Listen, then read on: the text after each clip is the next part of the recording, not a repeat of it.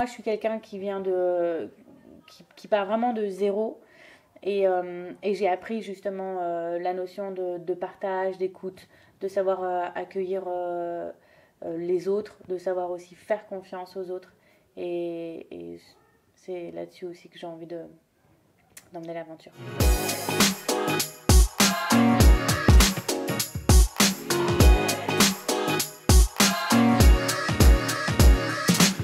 Salut les raiders, j'espère que vous avez la pêche. Cette semaine, j'accueille chez XT Moto Jessie Jane. Salut. Salut. Jessie, en fait, nous a appelé il n'y a pas longtemps pour nous parler de son projet de tour du monde. Et on a accroché tout de suite parce que son projet, il a vraiment quelque chose de particulier. Je ne vous en dis pas plus, que c'est Jessie qui va le présenter. Mais en tout cas, on trouve que c'est un magnifique projet et j'espère qu'elle va réussir à aller jusqu'au bout. Présente-nous ton projet. Jusqu'au bout, c'est sûr. Je suis plutôt quelqu'un d'assez déterminé et je lâche pas l'affaire. Donc, quand il arrive, j'irai jusqu'au bout. Ça, j'en suis convaincu. Donc, c'est un tour du monde à moto où je pars seule pour rencontrer des associations humanitaires dans chaque pays. D'accord. Voilà. Pourquoi est-ce que j'ai été... le nombre de... Je crois que... Il y a moto, mais il y a autre chose aussi. Yoga. Ah bah oui. Oui. Il me semblait que c'était les deux axes principales. Exactement, voilà. Il y a 3 éléments, c'est le yoga, la moto, les associations. C'est vraiment des choses, ce sont les choses qui ont le plus de valeur pour moi et que j'ai aussi envie de partager parce que ça a aussi une valeur envers les autres. Et c'est ça que j'ai envie de mettre en avant, comme notamment la notion de partage et de transmission. Donc, ce qui va se passer, c'est que dans chaque pays que je vais traverser, il y en aura à peu près 70. Ouais. Donc, dans les 70 pays que je vais traverser, je vais m'arrêter pour donner un cours de yoga et partager avec une association sur place. Je ne suis pas, je suis complètement inclusive, c'est-à-dire que je ne me limite pas seulement à la cause des femmes ou les enfants ou l'environnement, c'est-à-dire c'est la route aussi qui va décider avec les rencontres, avec les événements, ce vers quoi en fait je vais porter mon attention, avec aussi la culture et la vie de chaque pays. C'est ça aussi, je pense qu'à moto, s'il y a bien une chose qu'on prend bien conscience, c'est déjà la part de savoir s'adapter en fait, de savoir accueillir aussi l'inconnu pleinement. Et c'est ça que j'ai envie de partir, de découvrir et surtout de partager. D'accord. Donc, quand tu feras des cours de yoga, ça sera gratuit, ça sera payant. Sur donation. Sur donation. Et l'argent, tu vas le reverser aux associations, c'est ça? Exactement. Pas la totalité de l'argent, je partage en fait. Il y a une partie qui m'aide à continuer ma route et une autre partie que je partage aussi avec l'association. Cette notion de partage, c'est vraiment la chose que j'ai envie de mettre le plus en avant dans mon tour du monde. Il y a le partage et la transmission, mais le partage pour moi c'est vraiment comme une source de lumière pour l'être humain et pour l'évolution de l'être humain. Souvent on a tendance à penser que si on donne ou on partage quelque chose, on perd, et alors que pas du tout, ça fait grandir et c'est ça en fait. Et donc au fil du temps, au fil des kilomètres, au fil des galères, c'est toute cette énergie, cette force en fait. Parce que moi, je suis quelqu'un qui part vraiment de zéro. Et j'ai appris justement la notion de partage, d'écoute, de savoir accueillir les autres, de savoir aussi faire confiance aux autres. Et c'est là-dessus aussi que j'ai envie d'emmener l'aventure. D'accord. C'est vrai que la moto, pour le coup, c'est un bon véhicule pour ça, parce qu'en moto, on est obligatoirement en contact avec les autres. Il n'y a pas la cage du véhicule ou du 4x4 quand on fait un tour du monde avec un autre type de véhicule. Là, on est exposé aux gens, donc à l'échange, inévitablement. À l'échange, aussi la moto et une femme à moto, il y a un côté très original, un peu, bon, même si maintenant ça devient assez banal, ça reste quand même un peu exceptionnel sûrement encore dans certains pays. Moi, j'en ai eu des expériences par exemple en Inde où j'ai pris une moto comme ça et je suis partie. Et voilà, il y a un côté aussi très original donc qui amène un peu plus de curiosité. Ce qui est intéressant aussi avec la moto, c'est qu'il y a un côté très challenge, aventurier. Enfin, moi j'aime profondément la moto. Hein. Je suis malade en voiture. Enfin, j'aime profondément la moto. Ça s'arrête. T'as toujours fait de la moto? Pas toujours, non. Mais depuis que j'ai 14 ans, c'est le seul truc qui me fait vibrer. D'accord.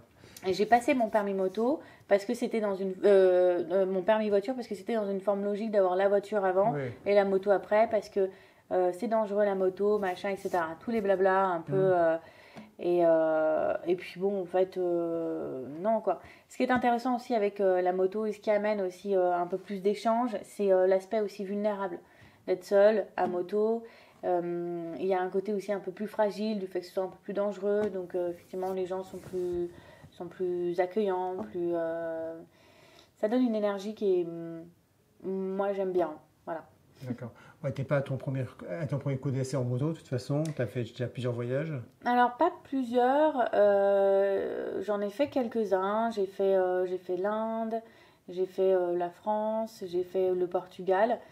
Pas pour me préparer du tout, hein, parce qu'à partir du moment où je suis montée sur une moto, j'ai su que c'était pour ça que j'étais faite. Je suis à l'aise en fait avec ça. C'est ça que j'aime profondément. Donc, c'était pas du tout dans l'idée de me préparer.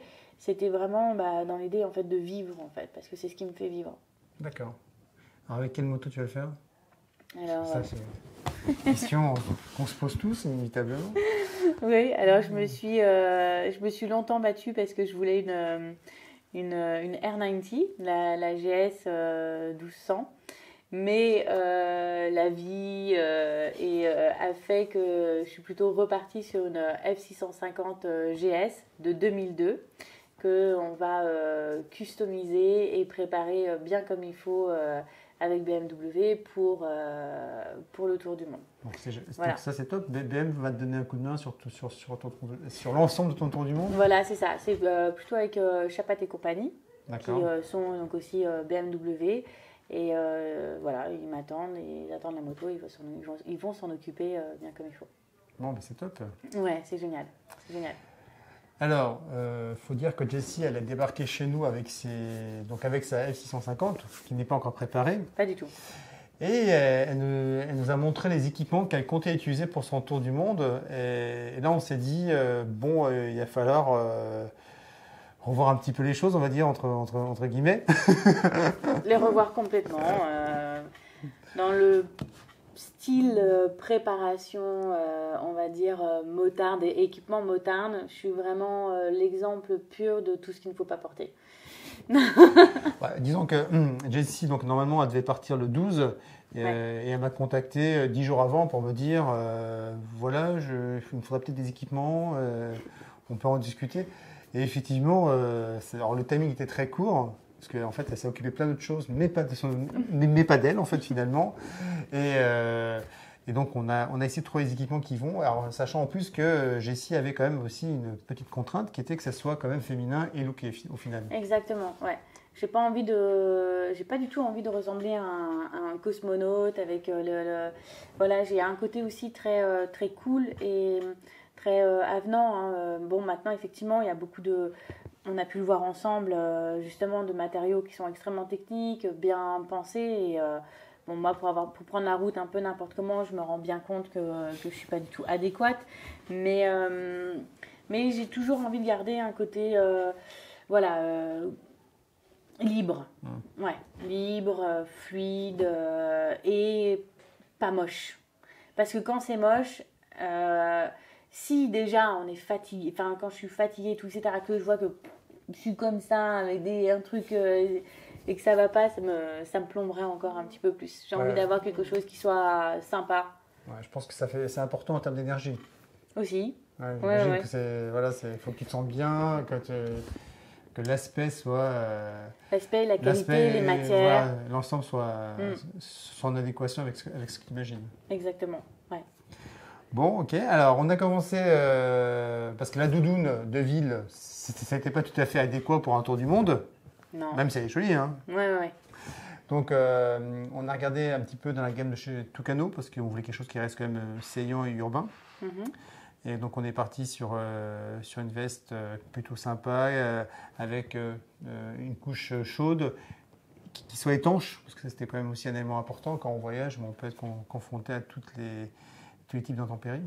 Donc on est parti sur la Fortempi 2G. C'est ça. Donc voilà, de chez Tucano, qui est donc assez élégante, comme vous pouvez le constater. Et ensuite, alors cette veste évidemment étanche, mais on se disait que bon, vu que le look était important et qu'on n'allait pas partir sur un vêtement pure aventure, on avait quand même se rajouter une protection supplémentaire. Donc là, on a pris un ensemble de pluie Scott ergonomique. Ouais, voilà. Super. Qui est, Jessie peut en parler parce qu'elle l'a touché et je crois qu'elle a vraiment aimé la matière, aimé la qualité des coutures qui sont tellement soudées. Bon, c'est un produit que je vous ai déjà présenté dans d'autres vidéos, mais c'est vrai que c'est un produit qui... Canon. Bah, moi, j'ai vraiment... J'ai été surprise et j'ai trouvé ça vraiment génial parce que, bon, vous allez peut-être le voir, je suis arrivée, moi, avec un pantalon pour les bateaux en conditions extrêmes. Donc voilà, c'était parce que j'étais plusieurs fois trempée et je voulais un truc vraiment qui passe toutes les intempéries. Donc j'ai vraiment le bon pantalon qui n'est pas du tout adéquat à la moto d'ailleurs et qui est extrêmement moche. Et donc c'est bien pour le côté style en fait. Finalement, des fois, on peut être vraiment contradictoire. Ah bah oui, là, pour le coup, le style n'était pas... Disons que... il n'est pas du tout. Un vêtement de pluie moto, déjà il faut qu'il y ait des serrages, il faut éviter que l'air remonte par l'intérieur, que la pluie puisse passer. Là, j'ai tout. C'est pas du tout ça pourrait sembler une bonne idée le pantalon de pêcheur, mais c'est une mauvaise idée en fait. Très mauvaise idée. Et parce qu'aussi, moi j'ai connu, je suis motarde quand même depuis un petit bout de temps et j'ai connu les pantalons de pluie pour moto qui ne tenaient pas au bout d'1 heure. Et moi, je prends la moto, c'est pas du tout un passe-temps. C'est vraiment un tout le temps, quoi. Qu'il pleuve, qu'il neige, il faut vraiment qu'il neige beaucoup, qu'il y ait une bonne couche de verglas pour m'immobiliser et que je prenne... j'ai la chance d'être sur Paris, donc que je prenne le métro ou autre chose, quoi. M'immobiliser. Donc vêtements de pluie, voilà. Alors les bottes, ça me semble bon, même si on a essayé de faire dans l'esthétique, donc on a pris des Falco Misty avec un petit talon. Parce que je suis petite. Voilà.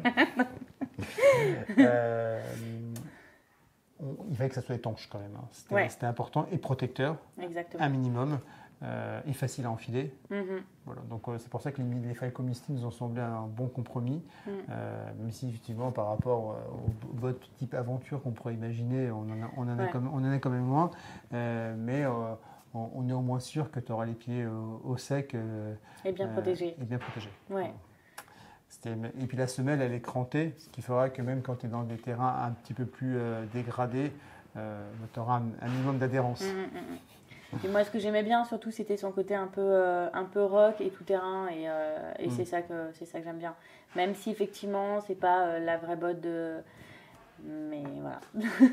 C'est vieux. Ouais, si vous nous écoutez, on l'aurait habillé en Climb. Hein.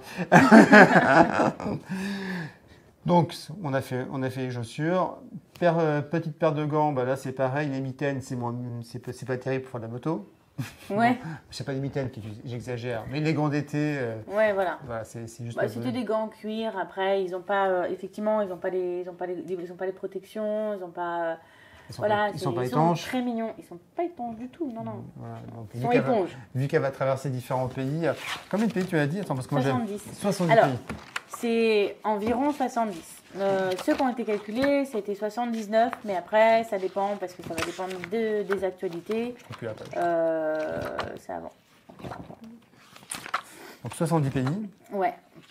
Plus peut-être 79, mais ça va dépendre des actualités. Parce qu'il y a certains pays qui sont traversables et d'autres pas.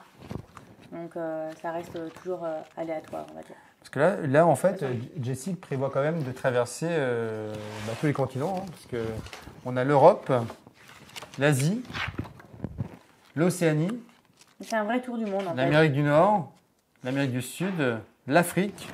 Voilà, donc c'est un vrai tour du monde. Ouais. C'est pas juste un tour du monde est en ouest. Là, on fait est en ouest, nord et sud. Voilà, c'est ça. C'est 60 en sec, donc sans les arrêts. Donc déjà, moi et le sens de l'orientation, Bon, même si si je vais avoir aussi il va falloir s'améliorer, Jessie. Parce que... Ça, je l'ai. Heureusement que j'ai des partenaires. J'en ai qui assurent aussi sur le côté.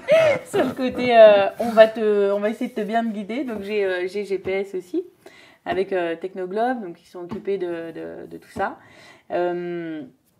J'ai, du coup, j'ai calculé en sec. Donc, c'est sans les arrêts, sans les détours, sans les... voilà, parfois, il y a des passages de frontières où peut-être je serais amenée à prendre plus une autre frontière que certaines. Donc, voilà, sans les aléas. Donc, c'est vraiment en sec. Donc, ça fait pas beaucoup en kilomètres. Hein. De toute façon, là, je crois que déjà, juste le tour comme ça de la Terre, ça fait 40 000. Donc, et là... Je crois qu'il y a 60 000 là. Ouais, c'est ça, à peu près. À peu près. Je pense que ça va faire un 80 000. D'accord. Ouais. On n'est pas prêt de te revoir. Hein. Il va faire la 27 mois. Il va faire la suite sur les réseaux sociaux en fait. Exactement, c'est ça. Bah, il y a tout ce qu'il faut. Hein. Il y a le site internet, l'Instagram et le Facebook. Bon. Sur les aventures de Jessie Jane. Alors, équipement, on a fait les gants. Je pense que petit tour de cou, hein, parce que c'était quand même indispensable. Exactement. Il y avait le pantalon aussi. Donc, qui était évidemment, moi j'aurais mis un pantalon en textile type aventure. Là, on est parti sur un jean. Un jean. Mais avec des protections. Avec des protections. Du Kevlar. Du Kevlar. Voilà. Et avec un look sympa. Donc, on a pris un overlap. Voilà. Donc, on a pris un overlap. Exact. Imola en noir, un petit peu huilé, ciré, donc wax quoi. Donc plutôt sympa en termes de look. On va pouvoir voir si ça résiste dans la durée. Voilà, c'est ça, exactement.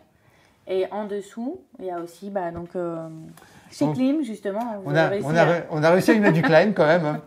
Donc pour les sous-vêtements thermiques en première couche, donc on lui a mis un agresseur 2.0, donc qui est bien chaud. Oui, complètement. Voilà. Alors ça, j'ai senti immédiatement la différence. Hein. Et puis on lui a mis un pantalon Solstice de Klim aussi, qu'elle peut porter sous son jean, parce qu'effectivement, je pense que le jean tout seul, dans certains pays, ça risque d'être un petit peu juste. Un peu léger, ouais. Jessie Jane, c'est ton nom ou c'est ton nom de scène? Alors, c'est... nom de scène. C'est pas mal, non. Ouais, en fait, Jessica, c'est mon vrai prénom. Et Jeanne, c'est mon prénom spirituel. D'accord. Donc, c'est un prénom de baptême. De yoga, donc. Non, baptême. Baptême. Voilà. Et en fait, c'est souvent quand on entend Jessie Jane ou Jessica Jeanne, enfin, la vraie combinaison, c'est Jessica Jeanne, que j'ai effectivement raccourci en Jessie Jane. On pense souvent, dans un premier temps, à Calamity Jane ou Jessie James. Eh ben ouais, il y a un peu d'eux aussi dans le côté. Voilà, c'est ça. Hein, ouais. Ça a été. Donc ça n'a pas été choisi au hasard. C'est venu. Il n'y a pas de hasard. Je pense que le hasard n'existe pas. Et c'est venu un peu comme une évidence. Et ouais. Donc oui, pas de hasard. Ouais. Donc si Jessie Jane est devant vous, alors, je pense que ce sera les mots de la fin. C'est pas un hasard, c'est que je pense qu'elle attend qu'on la suive, qu'on l'accompagne. Et moi, j'ai à cœur qu'elle arrive au bout de son projet parce que je trouve qu'il est intéressant, je trouve qu'il est beau. Elle nous fait des beaux asanas, elle ne l'a pas dit, mais sur sa moto. Oui, c'est le côté un peu original. Oui. Voilà, des positions de yoga sur sa moto. Et moi, je trouve que l'ensemble de l'histoire est belle, donc j'espère qu'en tout cas qu'elle va réussir. De toute façon, il n'y a pas de raison. Bien sûr, et elle va surtout bien se dessiner cette histoire parce que justement avec la moto et le yoga qu'on peut trouver complètement opposés, il y a un vrai lien aussi. Et je suis pas du genre à m'endormir non plus, donc je pense qu'il y aura plein de rebondissements que j'essaierai de partager et de nourrir au maximum pour motiver aussi les gens à sortir de leur zone de confort, motiver les gens à prendre soin de ceux mais ne pas oublier les autres aussi. Et voilà, c'est toute cette énergie qui est importante pour moi. Jessie, merci d'être venue. Merci de me recevoir. On était heureux de t'accueillir. Merci de nous avoir suivis et les riders. Et à très bientôt pour de nouvelles aventures. Si vous avez des questions à poser à Jessie, n'hésitez pas à les poser sur les réseaux sociaux, Facebook, YouTube ou Instagram comme d'habitude. On y répondra avec plaisir. Jessie y répondra. Merci Jessie. À bientôt. Merci. Bye bye.